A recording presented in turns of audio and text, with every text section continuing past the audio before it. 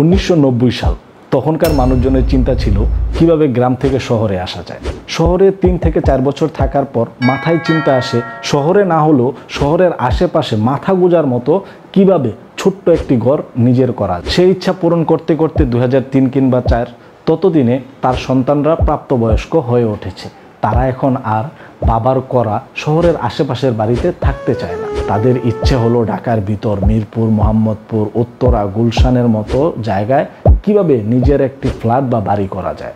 সেই ইচ্ছা পূরণ করতে করতে তাদের 2014 কিংবা 15 ততদিনে তার সন্তানরাও প্রাপ্তবয়স্ক হয়ে উঠেছে।